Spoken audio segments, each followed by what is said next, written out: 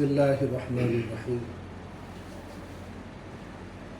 الحمد للہ رب العالمین والعاقبۃ للمتقین والصلاة والسلام علی اشرف الانبیاء والمرسلین سیدنا محمد وعلی آلہ واصحابہ اجمعین اما بعد فقد قال اللہ تبارک وتعالی فی کلامہ المجید والفرقان الحمید اعوذ باللہ من الشیطان الرجیم بسم اللہ الرحمن الرحیم یا ایہا الذین اوتوا الکتاب آمنوا بما نزلنا مصدقا لما معکم من قبل ان نطمس وجوہا فنردها على ادبارها او نلعنهم كما لعنا اصحاب السبت وكان امر الله مفعولا ان اللہ لا یغفر ان یشرک به ویغفر ما دون ذلك لمن یشاء ومن یشرک باللہ فقد افترى اثما عظیما صدق اللہ العظیم۔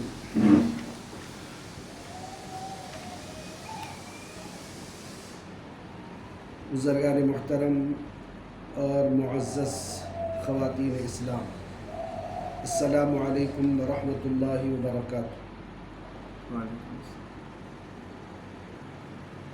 سورہ نساء کی جو ترتیب چل رہی ہے، آج آیت نمبر 44 ہے، 47 ہے۔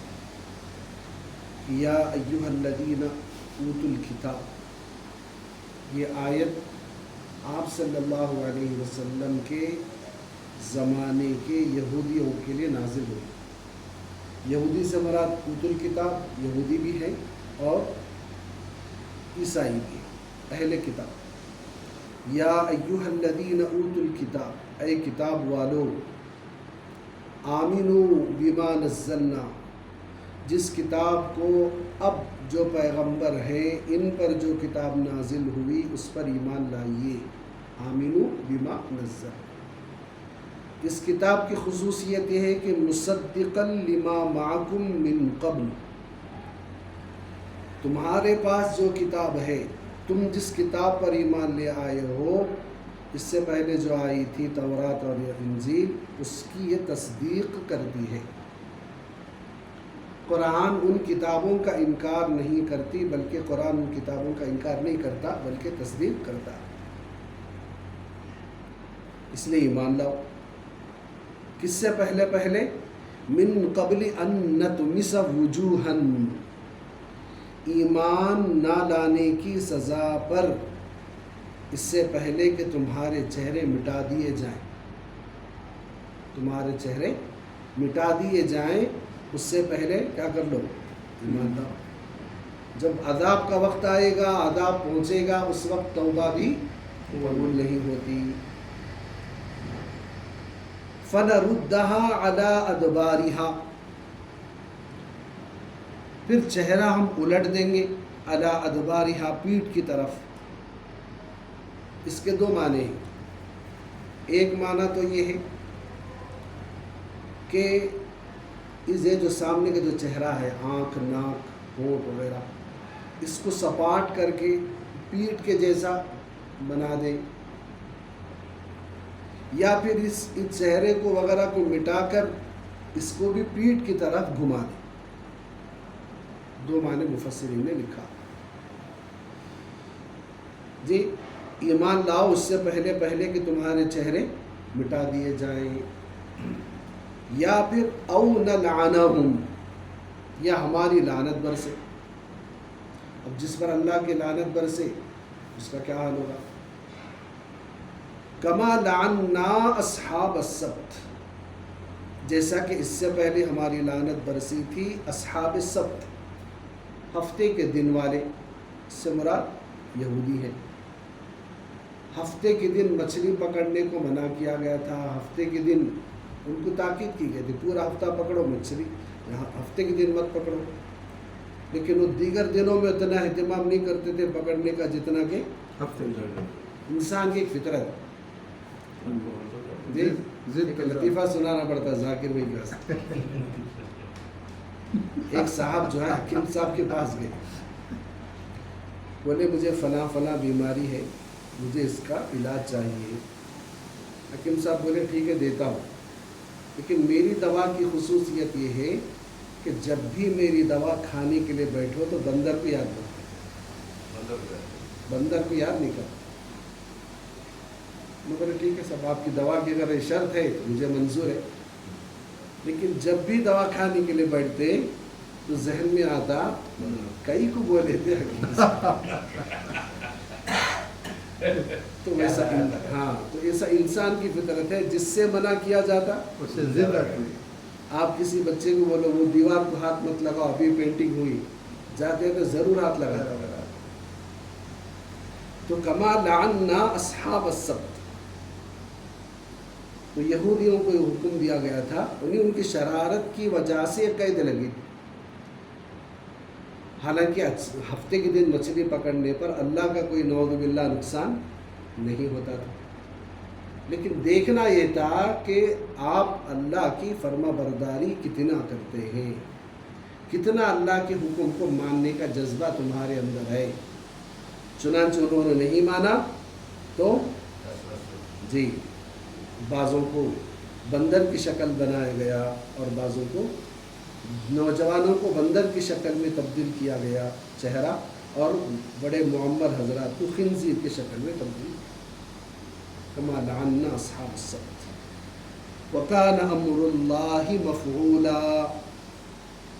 یہاں سب کو یاد دلا اللہ کہ اللہ جو حکم دیتے ہیں اور جو فیصلہ فرماتے ہیں وہ ہو کر ہی رہے گا۔ جی یعنی یقین آن جانا، نہ ڈاؤٹ نہ ڈاؤٹ فل، دونوں بھی نہیں۔ وَكَانَ أَمْرُ اللَّهِ مَفْعُولًا۔ آگے کی آیت ہے إِنَّ اللَّهَ لَا يَغْفِرُ أَن يُشْرَكَ بِهِ وَيَغْفِرُ مَا دُونَ ذَلِكَ لِمَن يَشَاءُ۔ اب وہ مضمون ختم ہوا۔ دوسرا مضمون سب کے لیے ہے کہ اللہ رب العزت شرک کے علاوہ دیگر گناہوں کو اگر چاہے تو معاف کرتے ہیں، لیکن شرک کو معاف نہیں۔ وَيَغْفِرُ مَا دُونَ ذَلِكَ لِمَن يَشَاءُ وَمَن يُشْرِكْ بِاللَّهِ، جو اللہ کی ذات اور صفات میں شرک کرتا ہے، فقد افترى اسما عظیما، تو اس بندے نے بڑا طوفان برپا کیا۔ افطرا یفتری، بہتان باندھنا، یعنی اللہ پر بڑا بہتان باندھا، الزام لگایا، نعوذ باللہ۔ شرک کن کن چیزوں میں؟ ایک بات تو بتائی گئی تھی بھائی کہ ذات میں بھی نہیں اور صفات میں بھی نہیں۔ اسی طرح علم، اللہ کا جو علم ہے، ان اللہ علیم بذات الصدور، ان اللہ علی کل شیء قدیر، اللہ ہر چیز پر کا علم رکھتے ہیں اور دلوں کے بھید اور راز کو بھی جانتے ہیں۔ تو علم میں جیسا کسی بزرگ یا پیر کے ساتھ یہ عقیدہ رکھنا کہ ہمارے سب حال اس کی ہر وقت باخبر ہے، یعنی اللہ کے علاوہ کسی اور کو عالم الغیب سمجھنا، نبی کے لیے اجازت نہیں ہے تو پھر غیر نبی کے تصور ہی نہیں۔ بخاری کے بعض احادیث سے بعض لوگ اعتراض کرتے ہیں کہ بھئی اس میں ہے، آپ صلی اللہ علیہ وسلم نے فرمایا جس طرح میں تمہیں سامنے سے دیکھتا ہوں نماز کی حالت میں پیچھے سے بھی دیکھتا ہوں، پھر جنت اور دوزخ کی خبریں، اطلاعات، یہ جو ہے اللہ نے، یہ علم غیب نہیں ہے، اللہ نے بعض چیزوں کی اطلاع اپنے نبی کو دینا چاہا تو وہ چیزیں آپ کو دی گئیں اور آپ نے امت کو پہنچایا، آپ نے امت کو پہنچایا۔ بعض لوگ لکھ کے لگاتے گھر میں، پتہ نہیں آپ کے گھر میں سے کسی گھر میں ہے۔ سنا ہے آپ ہر عاشق کے گھر تشریف لاتے ہیں، سنا ہے آپ ہر عاشق کے گھر تشریف لے آتے ہیں، میرے بھی گھر ہو جائے چراغاں یا رسول اللہ۔ سبحان اللہ، یعنی یہ بھی ہر جگہ حاضر و ناظر کے عقیدے پر لکھا جاتا ہے۔ ہر جگہ حاضر و ناظر صرف اللہ کی ذات، اور علم غیب کے مالک صرف اللہ کی ذات۔ ان چیزوں میں ڈھیل نہ آئے۔ ڈھیل آنا عقیدے کا بگاڑ ہونا ہے، اور عقیدے کا بگاڑ ایمان کا بگاڑ۔ ایک تو یہ علم، اور دوسرا کہ اشراک فی التصرف، یعنی کسی کو نفع نقصان کا مختار سمجھنا، کسی سے مرادیں مانگنا، روزی اور اولاد مانگنا۔ تصرف کی ذات بھی اللہ کی ہے، کسی اور کی نہیں ہے جی۔ پھر درمیان کے جو حالات ہیں وہ تو انبیاء کو معجزات دیے گئے ہیں، تو تصرف، اشتراک فی التصرف، نفع اور نقصان کا مالک۔ کسی چیز کو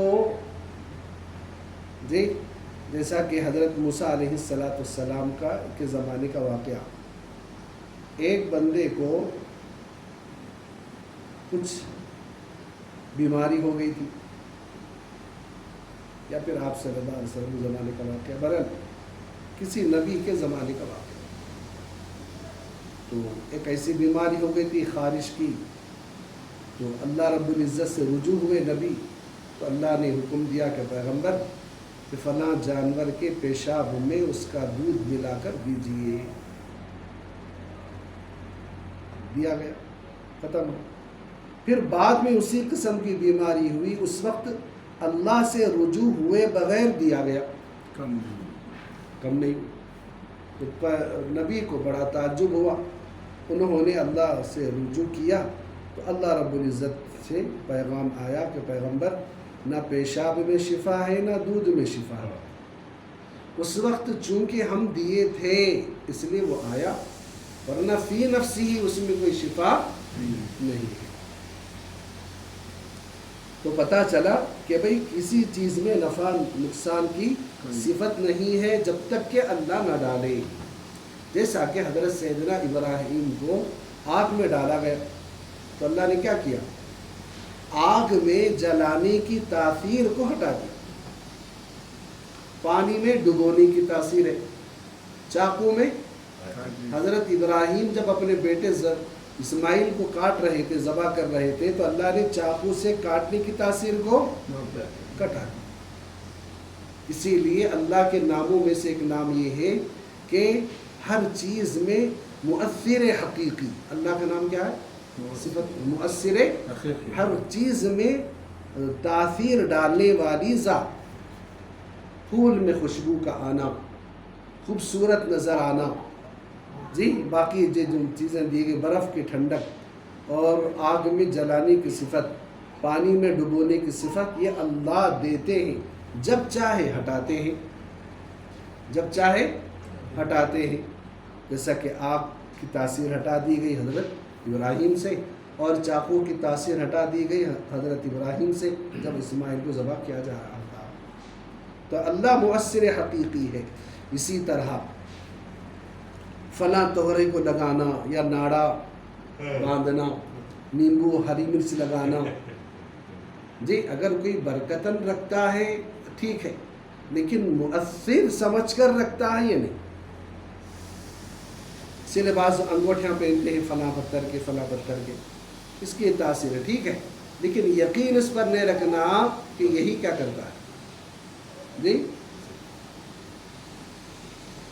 اشتراک فی التصرف، کسی کو نفع نقصان کا مختار سمجھنا، اولاد دینے کے قابل سمجھنا، اور ایک چیز عبادت میں شریک ٹھہرانا، عبادت میں شریک ٹھہرانا، یعنی کسی کو سجدہ کرنا جی، یا کسی کے نام کا جانور چھوڑ دینا، یا چڑھاوا کرنا، کسی کے نام کی منت ماننا، کسی کی قبر یا مکان کا طواف کرنا، خدا کے حکم کے مقابلے میں کسی دوسرے کے قول یا رسم کو ترجیح دینا، کسی کے روبرو رکوع کی طرح جھکنا، پیر پڑنا تو دور کی بات، ہاں تشبہ فی العبادت اس کی بھی اجازت ہے۔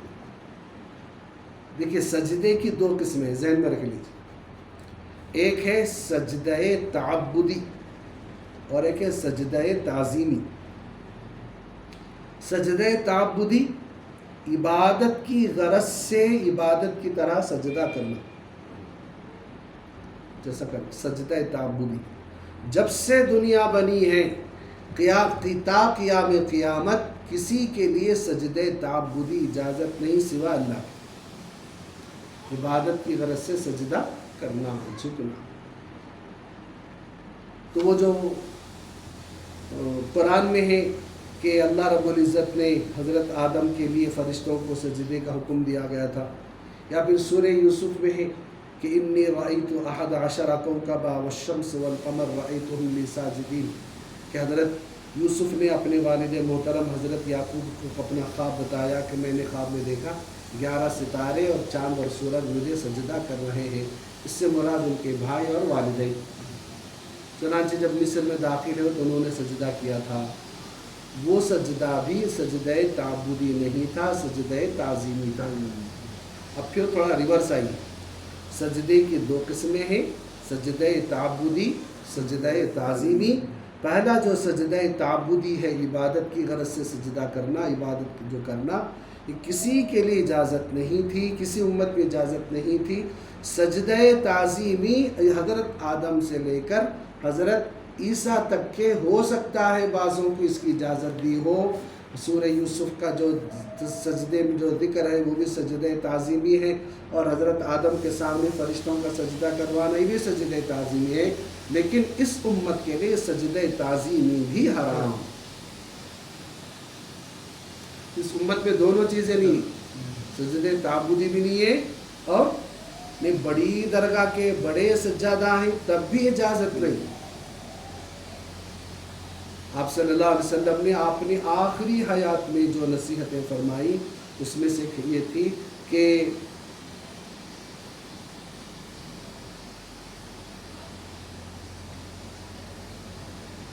لا تتخذوا القبور انبیاء مساجدا او کما قال النبی صلی اللہ علیہ وسلم، انبیاء کی قبروں کو سجدہ گاہ نہ بناؤ، یعنی یہاں کر سجدہ جب نبی کی قبر پر سجدہ جائز نہیں، نبی کی حیات میں نبی کے لیے سجدہ جائز نہیں، تو پھر غیر نبی کے لیے کیسے جائز ہوگا؟ اس لیے جو بھی کر رہے ہیں غلط کر رہے ہیں۔ عوام جو کر رہی اپنے بھولے پن میں کر رہی ہے، لا علمی میں کر رہی ہے، لیکن جو کروا رہے ہیں ان کو ڈبل سزا، ان کو تو ڈبل، ایک تو ان کو دھوکے میں رکھ رہے ہیں اس کی سزا الگ، اور اپنے لیے کروا رہے ہیں اس کی سزا الگ۔ یہ فرشی سلام کرتے ہیں اس کے لکھے نا، کسی کے روبرو رکوع کی طرح جھکنا، حیدرآبادی سلام، آپ چاہے اس کو حیدرآبادی سلام کہیے یا فرشی سلام کہیے۔ اور ایک بات بولتے عید کے موقع پر ماں باپ ہے، پیٹ میں منڈی ڈال، پیٹ میں منڈی ڈال، کہاں ڈالیں گے پیٹ میں منڈی ڈال؟ جی اس کی بھی نہیں۔ سلام کرنے کا طریقہ ہمارے نبی نے بتایا کہ السلام علیکم، ہاتھ اٹھائے بغیر سلام کرو۔ جو بندہ دور ہے ہماری آواز وہاں تک نہیں پہنچتی تب بھی اشارہ کر کے بولنا ہے، خالی اشارہ نہیں ہے۔ اب تو سلام کا سٹائل ہی چینج ہو گیا، گاڑی چلا رہے انہیں بھی سر ٹھونگا مار رہا، انہیں بھی ٹھونگا مار، کیا ہو رہا؟ سلام نہیں ہے وہ، ہو سکتا ہے بول رہے ہوں میں اٹینشن ہوں، انہوں بول رہے ہیں میں بھی اٹینشن ہوں، یا میں زندہ ہوں، بول رہا میں بھی زندہ ہوں، لیکن کیا نہیں ہے وہ؟ سلام نہیں ہے۔ اچھا، اسی طرح کسی کے نام پر جانور ذبح کرنا، دنیا کے کاروبار کو ستاروں کی تاثیر سے سمجھنا، اور کسی مہینے کو منحوس سمجھنا، یہ سب عبادت میں شرک، عبادت میں شرک۔ تو اللہ رب العزت شرک کے گناہ کو معاف نہیں کرتے، باقی گناہوں کو اگر وہ چاہیں، ہاں ایسا نہیں کہ بھائی شرک کو معاف نہیں کرتا باقی کو معاف کر دیتا ہوں، نہیں، اگر اللہ چاہیں تو معاف کر دیں گے، ورنہ وہ بھی نہیں۔ لیکن شرک کو قطعی نہیں، کب تک؟ معاف کر لیں، ہاں، اصل وہ ایک بندہ غلطی میں کر لیا تو اس کے لیے معافی ہی نہیں، یہ سچی توبہ کرنے پر اس کی، ارے جب کفر معاف ہوتا ہے تو پھر شرک کیوں نہیں معاف ہوتا؟ لیکن توبہ کے بغیر معاف نہیں۔ ندامت اور شرمندگی کے بغیر معافی نہیں. ندامت ہو، شرمندگی ہو، احساس ہو، آئندہ اس گناہ میں مبتلا نہ ہونے کا پکا عزم و ارادہ ہو، اللہ اس کو بھی معاف کرتے ہیں.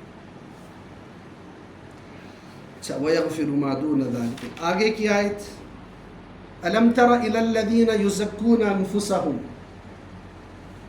کیا آپ نے نہیں دیکھا پیغمبر ان لوگوں کو جو یزکون انفسہم، اپنے آپ کو بڑے صاف ستھرے مزکی کہتے ہیں.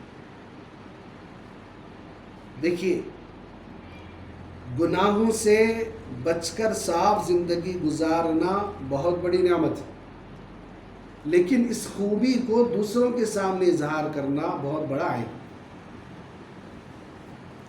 میں تہجد پڑھتا ہوں، جی میں تہجد پڑھتا ہوں، اور تہجد میں روز آدھا پارہ پڑھتا ہوں، روز 5000 مرتبہ درود پڑھتا ہوں. پڑھیے لیکن اظہار مت کیجیے. اظہار کرنے سے کیا ہوگا، اندر جو ہے شیطان کبر کی بیج ڈالتا. اوف، میں رحمت نگر میں میرے جیسا کوئی، ہاں، نیکیاں کرو، نیکیوں کو بچاؤ، ہمیشہ ہی گزارش کی جاتی ہے. نیکیاں کرو، نیکیوں کو بچاؤ. نیکیاں کرنے کی توفیق ملی بڑی مشکل سے، پھر اس کو ضائع کر رہے. جی، أَلَمْ تَرَ إِلَى الَّذِينَ يُزَكُّونَ أَنفُسَهُمْ. ہمارے ساتھ ایک عمرے کے سفر میں ایک صاحب تھے، ایک 13 سال پہلے. جیسے ظہر کی نماز پڑھ کر آئے، معمر تھے، میرے ساتھ میں آتے تھے، بیچارے کمرے ایک ہی روم میں.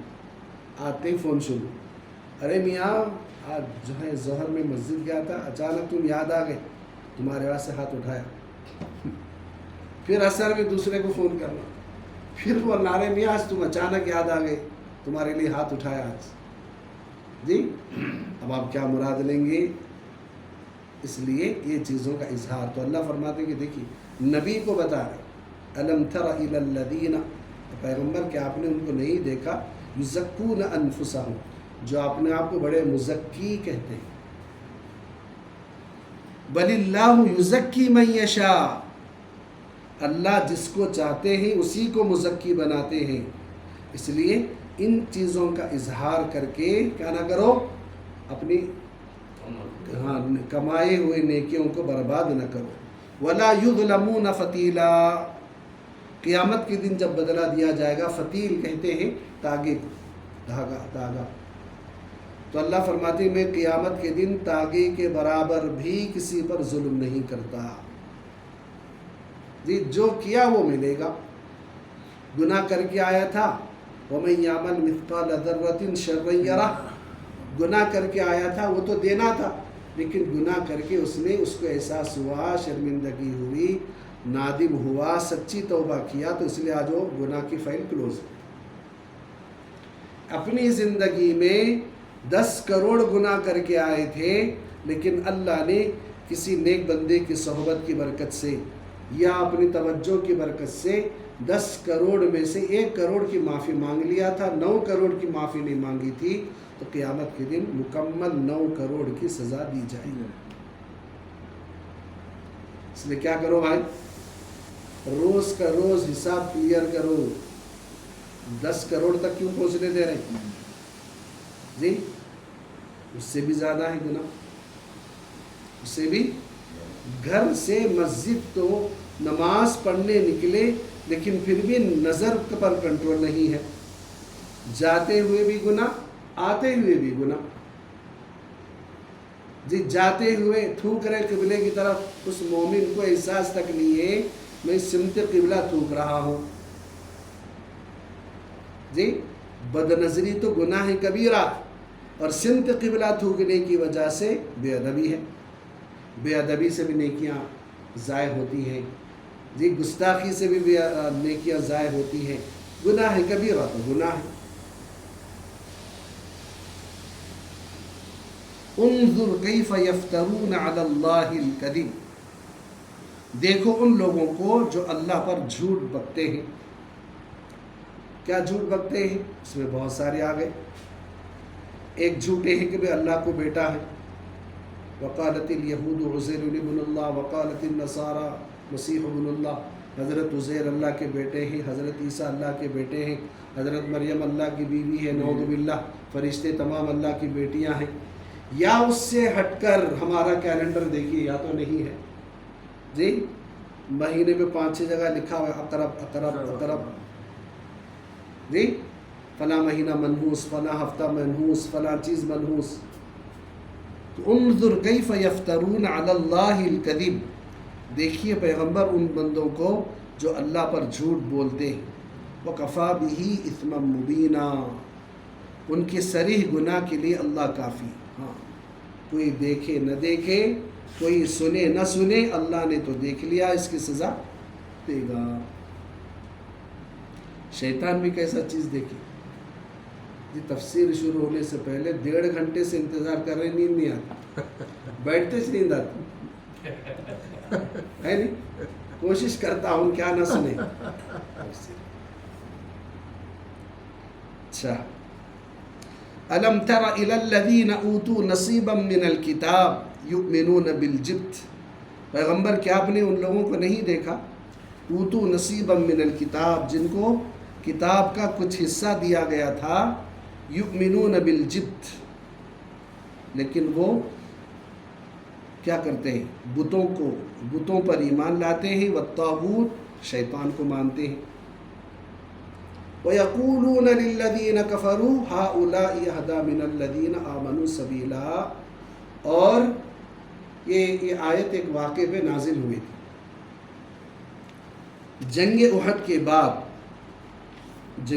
کے بعد پہلی جنگ بدر، دوسری جنگ احد کے بعد مدینے کے 2 بڑے سردار یہودیوں کے مکہ سفر کی، کون تھا وہ؟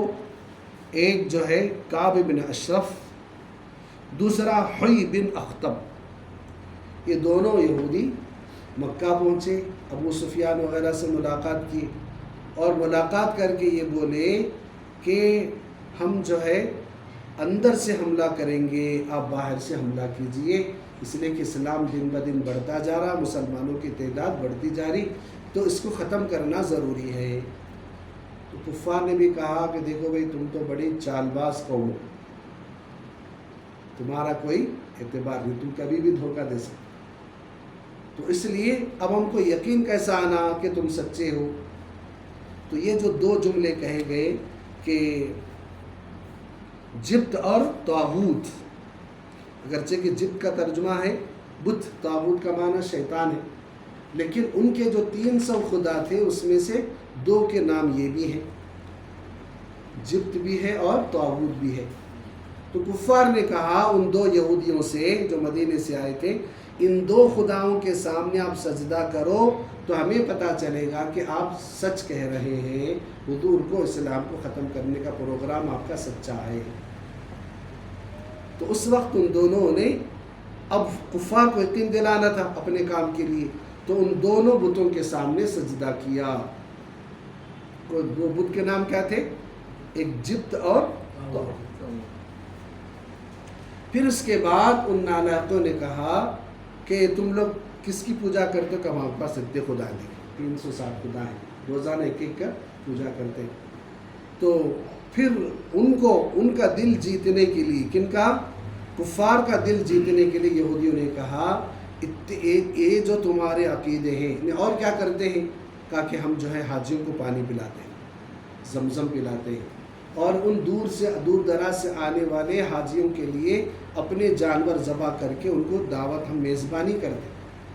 اس زمانے میں عرب کی میزبانی مشہور تھی، آج بھی مشہور ہے جی، ہم ان کی میزبانی کرتے ہیں، زمزم پلاتے ہیں، حرم کی خدمت کرتے ہیں، یہ سب کرتے۔ تو ان یہودیوں نے کہا یہ جو تمہاری عقائد ہے، اس کو سن کر ایسا لگتا ہے کہ تم لوگ جو ہے مسلمانوں سے بھی افضل ہو، مسلمانوں سے بھی افضل، اس لیے کہ اتنے اچھے کام کر رہے ہیں کہ حرم کی خدمت کر رہے ہیں اور ضیافت کر رہے ہیں، لوگوں کی میزبانی کرتے ہیں اور زمزم پلاتے ہیں، بس صرف اس کو اتنا ہی کہا۔ تو اس موقع پر یہ آیت نازل ہوئی، کیا آیت ہے؟ کہ الم تر الی الذین اوتوا نصیبا من الکتاب یؤمنون بالجبت والطاغوت، یہ دو بتوں کے سامنے انہوں نے کیا کیا تھا؟ یہودیوں نے سجدہ کیا تھا. وَيَقُولُونَ، اور یہ یہودی کہتے ہیں، کس کو کہتے ہیں؟ لِلَّذِينَ كَفَرُوا، ان کافروں سے کہتے ہیں. کیا کہتے ہیں؟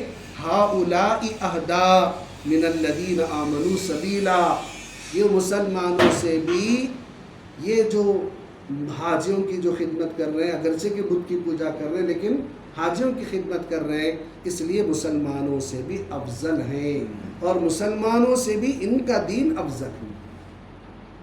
تو اللہ رب العزت نے اس موقع پر اس آیت کو نازل فرمایا تھا. هَؤُلَاءِ أَهْدَىٰ مِنَ الَّذِينَ آمَنُوا سَبِيلًا أُولَٰئِكَ الَّذِينَ لَا، اچھا کیا صرف یہ کافی ہے؟ جی، جیسا کہ حضرت عباس رضی اللہ عنہ، آپ صلی اللہ علیہ وسلم کے عم محترم چچا، دیر سے ایمان لائے تھے، فتح مکہ سے پہلے ایمان لائے، لیکن اس سے پہلے ہمیشہ آپ کی خدمت میں رہتے تھے. جیسا کہ آپ کے چچا کی تائید، ابو طالب کی تائید اور مدد ہمیشہ آپ صلی اللہ علیہ وسلم کے ساتھ رہتی تھی، تو ان کی بھی ویسی رہتی تھی.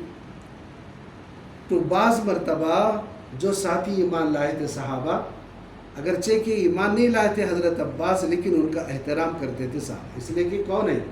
حضور کے چچا، اور بے تکلف چچا تھے، ہمیشہ مذاق بھی کرتے تھے وغیرہ. تو ایک مرتبہ ایسی باتوں میں انہوں نے کہا کہ ہم جو ہے حاجیوں کی خدمت کرتے ہیں، زمزم کا پانی پلاتے ہیں، اور اس مسجد کی صفائی وغیرہ، حرم کی صفائی وغیرہ کرتے ہیں. اس موقع پر آیت نازل ہوئی تھی پارہ 10 سورہ توبہ کی، اجعلتم سقایۃ الحاج وعمارۃ المسجد الحرام کمن آمن باللہ تو کیا صرف حاجیوں کی خدمت کرنے والے، زمزم پلانے والے، حرم کے صاف صفائی کرنے والے، یہ صرف یہ عمل کر کے ایمان والوں سے افضل سمجھتے ہیں؟ ایسا ہرگز نہیں، ایسا ہرگز نہیں. تو بہرحال ایمان سب سے اعلیٰ درجے کا عمل ہے اور اعلیٰ درجے کی نعمت ہے. اس سے پہلے جو بھی کرو، بخاری کی روایت، ایک صحابی نے اسلام قبول کرنے کے بعد، جی ایک یہودی تھے اور دوسرے غیر کافر تھے، ہندو بتوں کی پوجا کرنے والے، دونوں نے مل کر حضور سے سوال کیا، ہم ایمان قبول کرنے سے پہلے ہم جو ہے جانوروں کو دانہ ڈالتے تھے، چونٹی کو دانہ ڈالتے تھے اور کبھی غلط کام نہیں کیے، تو کیا قبول ایمان سے پہلے یہ جو ہم کام کیے اس پر ثواب ملے گا کیا؟ آپ صلی اللہ علیہ وسلم نے فرمایا ہاں. اس کی دو شکلیں ہیں، ایک تو یہ ہے تم جو اب ایمان کی حالت میں ہو، کہ حالت کفر میں جو اچھے اعمال کیے تھے اسی کا تحفہ ہے، اللہ نے قبول ایمان کی توفیق عطا فرمائی. ہاں، اور ایک جگہ پہ ایک جواب یہ دیا گیا کہ جو لوگ ایمان تو نہیں لائے لیکن کفر کی حالت میں اچھے کام کیے، صلہ رحمی کیا، کسی کو ستایا نہیں، کسی پر ظلم نہیں کیا، البتہ ان کی سزا میں تخفیف کی جائے گی، معاف نہیں کیا جائے گا، سزا میں کمی کی جائے گی. تو بہرحال ایمان قبول کرنے سے پہلے کوئی نیکی کا اعتبار نہیں ہے. اولئک الذین لعنہم اللہ، یہ وہ لوگ ہیں جن پر اللہ کی لعنت برستی. ومن یلعن اللہ فلن تجد له نصیرا، ومن یلعن اللہ، اور جس پر اللہ کی لعنت برسے، فلن تجد له نصیرا، اس کا کوئی مددگار نہیں ہوگا. کیسے ہو سکتا جی؟ کیسے ہو سکتا جس پر اللہ کی لعنت برسے اور کوئی اس کی مدد کرے؟ کسی کے مجال کے وہ ایسا کر سکتا ہو. بہرحال اسی لیے کہا گیا کہ ایمان کی حالت میں ایک چھوٹی نیکی کرنے کا بھی موقع ملے تو اس کو بھی معمولی نہیں سمجھنا چاہیے، معمولی نہیں سمجھنا چاہیے. ہو سکتا ہے بعد میں زندگی میں موقع نہ ملے، وہ چھوٹی نیکی بھی کرنے کی توفیق آ جائے. دوسرا یہ ہے کہ پہلی بات، شیطان انسان کو نیکی کرنے کے لیے موقع نہیں دینا چاہتا. جی مثلا مسجد میں اعلان ہوا کہ بھئی باہر فلاں یتیم یا بیوہ بیٹھی ہوئی ہے یا فلاں ضرورت مند بیٹھا ہوا ہے، اس کی کوئی مدد کر کے جائیے. آپ نے اعلان سننے کے بعد نیت کی کہ مجھے کیا کرنا ہے؟ دینا. لیکن جب دینے کا وقت آیا تو وہ تو شیطان ڈالتا ہے کہ مت دو، یا جب دے رہا ہو تو شیطان جو ہے اس غریب کی حقارت دینے والے کے دل میں ڈالے. ارے کیسے گھٹیا لوگ ہیں بھائی، محنت کر کے نہیں کما سکتے جی. تو حقیر سمجھ کر جب صدقہ اور خیرات کرے گا تو اس کو نیکیاں کہاں سے ملیں گی. اسی طرح نماز کے موقع پر حتی الامکان کوشش کرتا ہے، اور نماز میں بخاری کی روایت ہے، نماز میں کہتا رہتا ہے اذکر کذا اذکر کذا، فلاں چیز کو یاد کرو، فلاں چیز کو یاد کرو، فلاں چیز کو یاد کرو جی، فلاں چیز کو. جیسا کہ جو ہے، خیر یہ بات بولتا ہوں اس کے بعد. جب نماز مکمل ہو جاتی ہے پورے خیالات کے ساتھ، اس وقت پھر نماز ختم کر کے دعا کے لیے ہاتھ اٹھاتا ہے تو شیطان کہتا ہے کہ شرم نہیں آتی. پورے خیالات کے ساتھ نماز پڑھا، پھر اللہ کے سامنے مانگ رہا، شرم نہیں آتی. تو ہمارے اکابرین نے فرمایا اس ایسی دعا کو بھی غنیمت سمجھو، دعا کرو، مت چھوڑو. یہ اور بات ہے کہ خیالات کی وجہ سے ہماری نماز ناقص ہوئی، لیکن پھر بھی شیطان کے وار کو کمزور کرنے کے لیے اس نیکی کا تسلسل رکھو، چھوڑو مت. اچھا، اور ایک بات، ہم پڑھتے ہیں بہت سخت ضرورت آئی، مصیبت آئی، پریشانی آئی، بیماری آئی، کچھ ایسے حالات آئے، اب ہم اللہ سے مسئلہ حل کرنا چاہتے ہیں اور صلاۃ الحاجت پڑھنے کی نیت سے 2 رکعت نماز شروع کی. اب 2 رکعت نماز شروع کیے، ہم کو شروع کرنے کے بعد اتنا اللہ یاد نہیں جتنا کہ حاجات یاد آ رہے، حالانکہ پڑھ رہے کون سی؟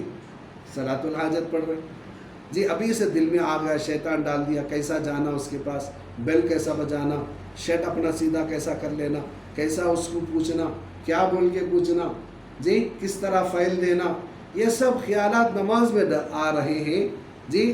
مدد اللہ سے مانگ رہے ہیں لیکن خیال غیر اللہ کی طرف توجہ ہے. یعنی صلاۃ الحاجت میں جتنا ہم کو حاجات یاد آتے ہیں اتنا اللہ یاد نہیں آتا. یہ ہماری کمزوری ہے، ان کمزوریوں کو بھی دور کرنا.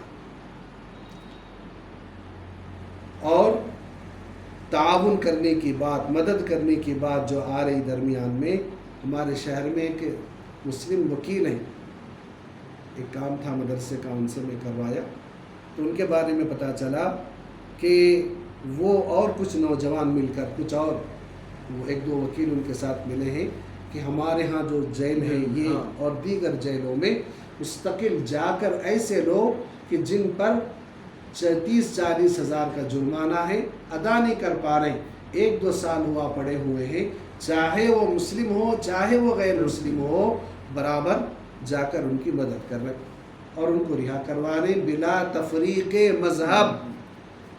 بلا تفریق مذہب. اب قرآن کی وہ آیت دیکھیے، وما ادراک ما العقبہ فک رقبہ، جہنم کی گھاٹی کا نام. عقبہ کو جانتے ہو کیا ہے؟ فک رقبہ، گردنوں کو چھڑانا، گردن کو چھڑانا. یہ اس زمانے میں تھا، غلام تھے، آزاد کراتے تھے اس زمانے میں. آج فک رقبہ یہ ہے کہ قیدیوں کو چھڑانا، قیدیوں کو چھڑانا جی. جمعیت العلماء اور دیگر ہمارے کابرین جو خرچ کر کے، محنت کر کے کئی لوگوں کو جو چھڑا رہے ہیں، سپریم کورٹ کا وکیل رکھ کر ایک وکیل کی قیمت، اس کی فیس 20 لاکھ سے اوپر، 20 کے اندر نہیں آتی، 20 سے اوپر، کبھی 30 کبھی 40 لاکھ خرچ کر کے ہمارے بھائیوں کو باعزت رہا کروا رہے جو سالوں سے پڑے ہوئے. کون دے رہے بھائی؟ آپ جیسے لوگ دے رہے. جمعیت العلماء کے پاس، ان اکابرین کے پاس کوئی پرنٹنگ مشین نہیں ہے. آپ جیسے مخلص لوگ جو ہے اندرونی طور پر جو ہے رقم دے رہے ہیں اور اس رقم کو صحیح جگہ پر خرچ کر کے ہمارے بھائیوں کو چھڑایا جا رہا. فک رقبہ پر عمل ہو رہا جی. ویسا ہی کر رہے. بہت سارے خدمات کے بہت سارے لائن ہیں.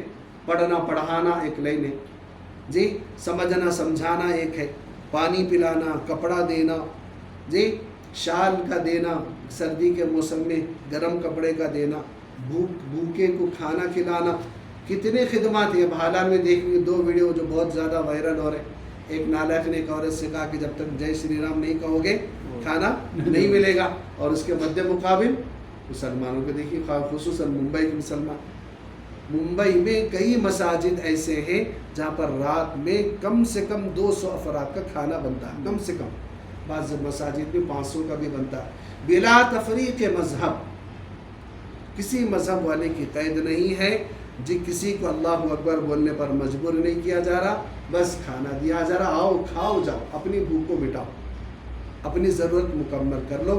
یہ ایسا ویڈیو اس کے ساتھ ایسا وائرل ہوا کہ ان کو تھپڑ مارے جیسا ہو، اور کئی غیر مسلم تو ان کے لوگوں کے خلاف جو بتا رہے ہیں، یہ اس نیکی کی برکت ہے، ہمارا کمال مت سمجھی، اس حسن نیت والا اس نیکی کی برکت ہے جو اللہ رب العزت کروا رہا ہے۔ اللہ رب العزت سے دعا کہ اللہ تعالیٰ ہم کو زندگی میں اگر کوئی نیکی کرنے کا موقع ملے، پہلی بات نیکی کو چھوٹا نہ سمجھیں، اور دوسری بات کرنے کے بعد فخر کے طور پر اس کا اظہار نہ ہو، حتی الامکان کوشش کرے اس کو چھپائے، کیوں؟ جس کے لیے کیے تھے وہ تو دیکھ رہا۔ سمیع اللہ لمن حمدہ، اس رب نے اس بندے کی آواز سن لی جس نے اس کو پکارا، جی جس کو سنانا مقصد تھا، جس کے لیے کرنا مقصد تھا، اس کے لیے کیا وہ دیکھ لیا، بس کسی کی تعریف کی ضرورت نہیں۔ ہندوستان کی آزادی میں ہمارے علماء نے جو اپنی جانیں جو قربان کی، اس غرض سے نہیں کی کہ بعد میں اسکولوں میں کالجوں میں ہمارا فوٹو لگایا جائے، ہمارا اسٹیچو لگایا جائے، اس کا کوئی تصور نہیں تھا ان کے دلوں میں، دل و دماغ میں، اور نہ ان کی ایسی نیت تھی، بس اللہ کے لیے کام کیے اور جو ہے اپنی شخصیت کو مٹا دیا ملک کے لیے۔ اب جس نے بعد میں آ کے کام کیے تھوڑا بہت کی، ان کے اسٹیچوز ہیں، ان کی تصاویر ہیں، ہر اسکول کوئی کالج ان کی تصویر کے بغیر نہیں ہے، لیکن ابتدا میں جو محنت کی ان کی کوئی تصویر نہیں، کیوں؟ اس لیے کہ ہمارے مذہب میں ریاکاری کے لیے منع کیا جاتا ہے، چاہے وہ ملک کی خدمت ہو، چاہے اپنے رشتہ داروں کی کوئی خدمت۔ اللہ رب العزت ہم سب کو ان نیکیوں پر دوام عطا فرمائے، استقامت عطا فرمائے۔ اللہ سے دعا کہ اللہ ہمیں بھی ہماری نسلوں کو دین کی خدمت کے لیے قبول فرمائے۔ درود پاک پڑھ لیں۔ جی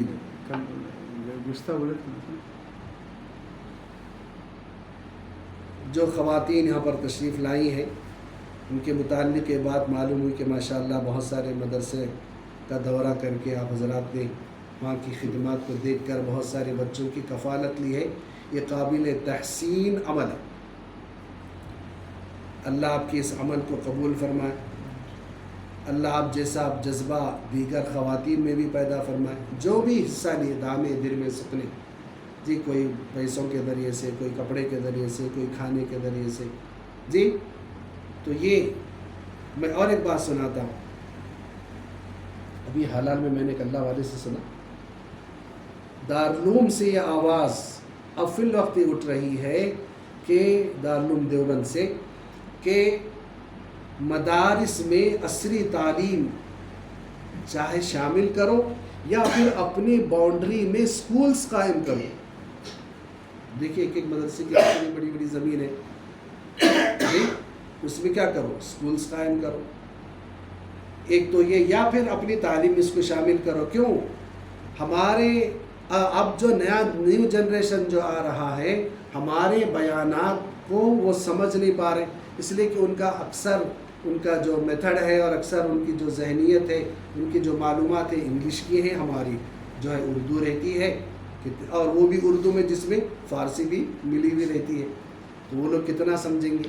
تو ہمارے کابرین کا کہنا یہ ہے موجودہ زمانے میں اب ہمارے سامعین کے مطابق اپنی زبان کو بنا کر پیغام دو، پیسے کماؤ یہ مطلب نہیں۔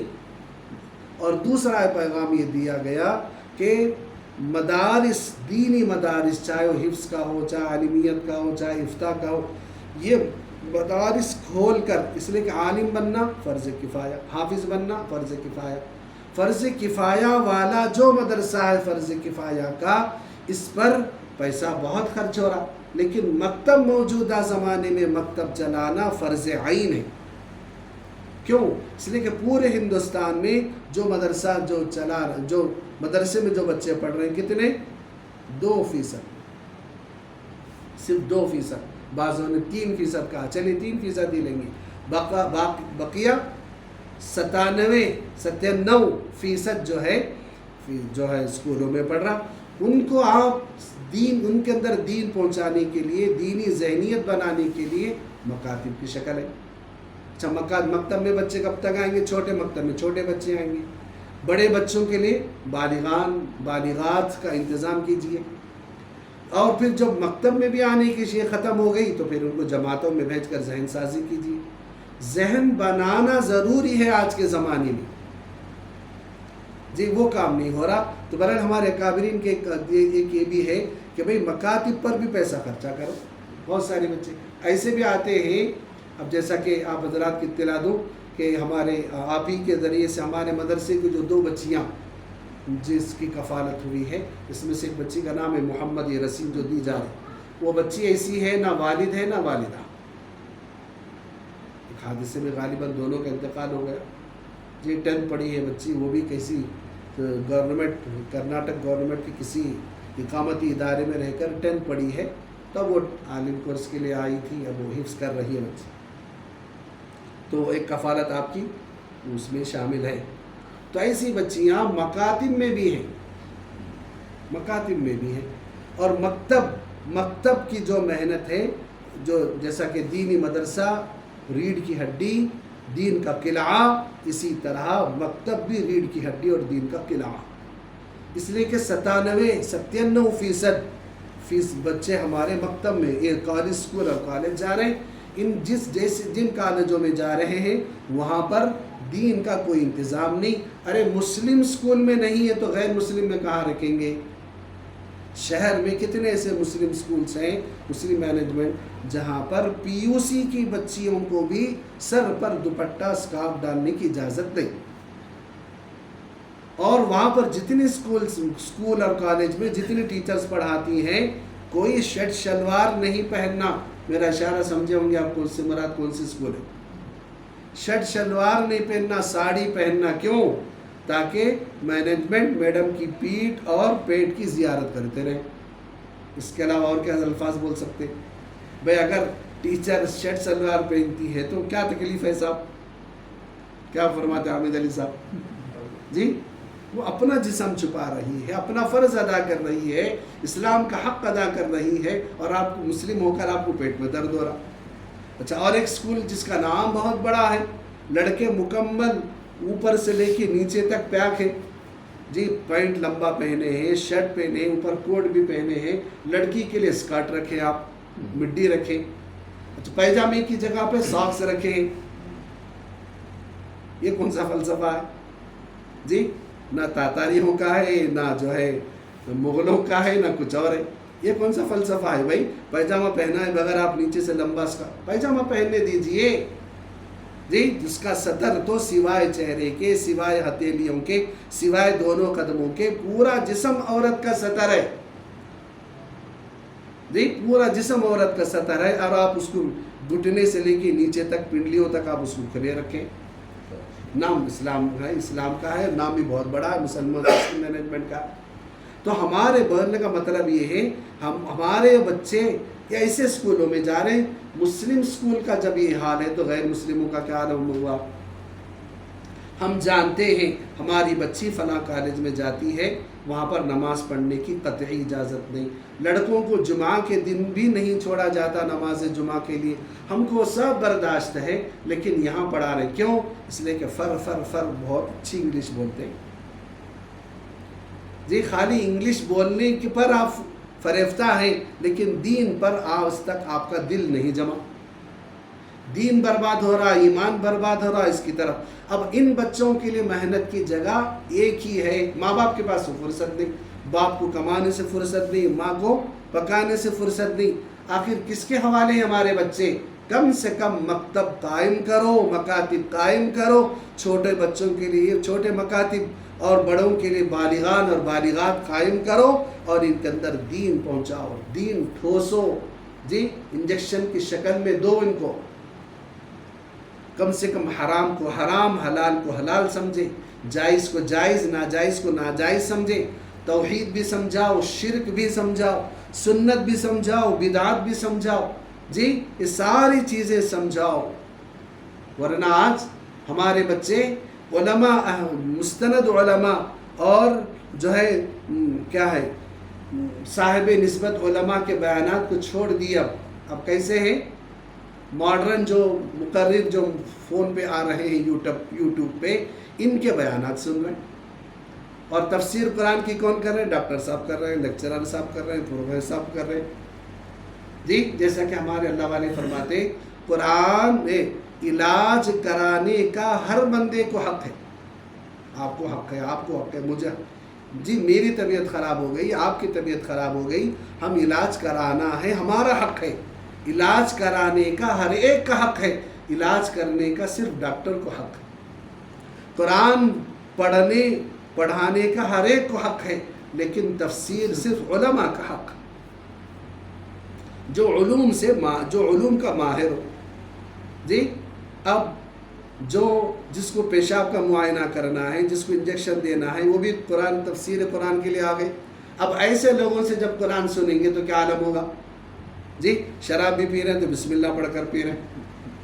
جی کیوں؟ اس لیے کہ بسم اللہ کی فضیلت سنے تھے. اب یہ پتہ نہیں چل رہا کہ حلال چیز پیتے وقت دعا پڑھنا ہے کہ حرام چیز پیتے وقت دعا پڑھنا ہے. حلال میں ایک بات آپ کو سنایا تھا کہ ہماری ہندوستان کے ایک صاحب حرم گئے اور وہاں جا کر جو ہے پوری جو قافلہ تھا سب قافلے والے جلدی نماز پڑھ کے بیٹھ گئے تھے. ذکر کرتے ہوئے ایک ساتھی دیر سے الگ سے نماز پڑھے اور سجدے سہو کی آخر میں. تو جو صاحب تھے، جو عالم دین تھے، وہ ذمہ دار، انہوں نے پوچھا کہ بھئی کیا وجہ ہے سجدے سہو کیا؟ جو ذمہ دار کو پوچھنے کا حق ہے. تو انہوں نے کہا حضرت دراصل بات یہ ہے کہ میں وضو کرنا بھول گیا تھا، اس لیے سجدے سہو کیا. کیا بولے؟ وضو کرنا بھول گیا تھا اس لیے سجدے سہو. ہماری دینداری کا یہ عالم. خود میرے ساتھ ایک واقعہ پیش آیا کہ ایک صاحب جو ہے حرم میں 2 قرآن لے کر ایسے تکیہ بنا کر سو گئے. میں ان کو پوچھا صاحب کیا کر رہے ہیں؟ نیند لگی تھی ان کو، میں اٹھایا، پوچھا کہ سر قرآن کو تکیہ بنا رہے ہیں. تو صاحب غصے میں اٹھے، بولے آپ تو مجھے ایسا بول رہے ہیں جیسا کہ میں سر کے نیچے نہیں پاؤں کے نیچے رکھا. نعوذ باللہ. مومن یہ بات سوچ سکتا ہے؟ کیا مومن کی مجال کہ وہ ایسا جملہ اپنی زبان سے ادا کر سکتا ہے؟ اور اگر ادا کر رہا ہے تو کیا وہ ایمان والا ہے کہ منافق ہے؟ سوچیے آپ. جی ہماری دینداری کا یہ عالم ہے. تو اس لیے آپ جو خواتین جو تعاون کر رہے ہیں، خلاصہ کلام آپ کا یہ عمل قابل تحسین، آپ کا یہ اقدام قابل تحسین، قابل تبریک. اللہ آپ کی ان خدمات کو قبول فرمائے، آپ جیسا جذبہ سب کو عطا فرمائے. لیکن آج ضرورت ہے ایسے مدارس میں بھی خرچ کرنا ہے، مکاتب میں بھی دینا ہے. کالج میں ہمارا بہت اچھا بچہ ہے جی، پیچھے سے کوئی تعاون کرنے والے نہیں ہیں تو ہم وہاں بھی مدد کر سکتے ہیں. ہاں فقط دینی مدارس میں تعاون کرنا ہی خدمت نہیں، بلکہ ہمارا کوئی بچہ اچھا قابل ہے، کسی اچھے تعلیم پر جانا چاہتا ہے، اس کو بھی ہم مدد کر سکتے ہیں. اللہ رب العزت سے دعا کہ اللہ تعالیٰ ہم سب کو استقامت کے ساتھ اپنے فرائض پر جمع رہنے کی توفیق عطا فرمائے. درود پڑھ لیں. اللہم صلی علی سیدنا محمد وعلی آل سیدنا محمد وبارک وسلم. جزا اللہ عنا محمد ما هو اہلہ صلی اللہ علیہ وسلم. اللہم احسن عاقبتنا فی الامور کلیها واجرنا من خزی الدنیا وعذاب الآخرہ. توفنا مسلمین والحقنا بالصالحین. اے اللہ ہم سب کے گناہوں کو معاف فرما. پروردگار ہم سب کے خطاؤں سے صرف نظر فرما. اے اللہ ہم بے شک گناہگار ہیں، خطاوار ہیں، سزاوار ہیں. اے اللہ اے اللہ اے اللہ اپنے فضل و کرم سے ہم سب کے گناہوں کو معاف فرما دیجیے. ہم سب سے راضی ہو جائیے. بقیہ زندگی آپ کے مرضیات پر گزارنے کی توفیق عطا فرمائیے. جتنے حضرات، جتنی خواتین اے اللہ آپ کے پاک کلام کو سمجھنے کے لیے آئی ہیں، اے اللہ ان سب کے آنے کو قبول فرما لیجیے، قبول فرما لیجیے۔ اے اللہ دل کی دنیا بدل دیجیے، اندر کی گناہوں کی تاریکی اور گناہوں کی نحوست، گناہوں کی جو بے برکتیاں ہیں اے اللہ سب کو اپنے فضل و کرم سے دور فرما دیجیے، آپ کے نور سے منور فرمائیے۔ اے اللہ اعمال پر استقامت کی توفیق عطا فرما، شیطان کے شر سے بچا لیجیے، نفس کے دھوکے سے بچا لیجیے، انسانوں کے شر سے، جنات کے شر سے، حشرات الارض کے شر سے اے اللہ ہم سب کو بچا لیجیے۔ تمام مسلمانوں کی جان و مال کی، عزت اور آبرو کی، ایمان کی حفاظت فرما۔ اے اللہ مسجدوں کی حفاظت فرما، مدرسوں کی حفاظت فرما، آپ کے نیک بندوں کی خانقاہوں کی حفاظت فرما، مکاتب اسلامیہ کی حفاظت فرما۔ اے اللہ جو بھی حضرات دامے درمے سخنے اے اللہ دین کے مختلف شعبے میں جو خرچ کر رہے ہیں اے اللہ سب کے خرچ کرنے کو قبول فرما کر آپ اپنے شائن شان بہترین بدلہ عطا فرمائیے۔ اے اللہ ان کو بھی اور ان کی نسلوں کو قبول فرما لیجئے۔ اے اللہ ہماری دعاؤں کو اپنے فضل و کرم سے قبول فرما۔ جن لوگوں نے دعا کے لیے کہا ہے یا جن پر ہمارا حق ہے یا جو کہنا چاہتے تھے نہیں کہہ پائے یا جو ہم سے دعا کی امید رکھے ہوئے ہیں اے اللہ ان سب کے تمام جائز مقاصد کو اپنے فضل و کرم سے مکمل فرمائیے۔ اے اللہ ہمارے والدین میں سے، بھائی بہنوں میں سے جو آپ کو پیارے ہو چکے ہیں، جن کا انتقال ہوا ہے اے اللہ ان سب کی مغفرت فرما، ان کے درجات کو بلند فرما، ان کے قبر کو نور سے منور فرما، انہیں جنت الفردوس میں اعلیٰ سے اعلیٰ مقام عطا فرمائیے۔ اے اللہ تا حد نظر ان کی قبر کو وسیع فرما دیجیے، ان کی گناہوں کو نیکیوں سے بدل دیجیے۔ اے اللہ اے اللہ اے اللہ اے اللہ ہم میں سے جن کے والدین باحیات ہیں ان کی عمروں میں برکت عطا فرما، ان کا سایہ ہمارے سروں پر تادیر قائم فرمائیے۔ اے اللہ جتنے حضرات یہاں پر تشریف لائے ہیں، جتنی خواتین آئی ہیں اے اللہ ان سب کے تمام جائز مقاصد کو اپنے فضل و کرم سے مکمل فرمائیے۔ اے اللہ بہت ساری میاں بیوی کے درمیان سالوں سے جھگڑے چل رہے ہیں، سالوں سے انبن چل رہی ہے، جن کی وجہ سے ان کا گھر جہنم نما بنا ہوا ہے۔ اے اللہ میاں بیوی میں محبت ڈال دیجئے، نفرتوں کو دور فرما دیجئے، اٹکے ہوئے رکے ہوئے کاموں کا اپنے فضل و کرم سے آگے بڑھا دیجئے۔ اے اللہ ہماری بیٹیاں بہنیں بیٹھی ہوئی ہیں اے اللہ ان سب کے لیے نیک اور صالح بابرکت رشتوں کا انتظام فرمائیے۔ جن بچیوں کے رشتے ہو چکے مولا ان کی شادیوں کا انتظام فرمائیے، جن کی شادیاں ہو گئی اولاد سے محروم ہیں اے اللہ انہیں نیک اور صالح اولاد عطا فرمائیے، جن کو اولاد ہے اے اللہ اس اولاد کو ماں باپ کا مطیع اور فرما بردار بنائیے۔ اے اللہ ہماری دعاؤں کو قبول فرما، بری موت سے بچا لیجیے، بری موت سے بچا لیجیے، حسن خاتمہ عطا فرما، صحت عطا فرما، عزت عطا فرما، سربلندی عطا فرما۔ اے اللہ دنیا اور آخرت کی کامیابی عطا فرمائیے، دنیا اور آخرت کی رسوائی اور ذلت سے ہم سب کو بچا لیجیے۔ ہماری دعاؤں کو اپنے فضل و کرم سے قبول فرما۔ وصلی اللہ تعالی وسلم علی خیر خلقہ سیدنا محمد وعلی آلہ واصحابہ اجمعین، آمین برحمتک یا ارحم الراحمین۔ سبحان اللہ وبحمدہ۔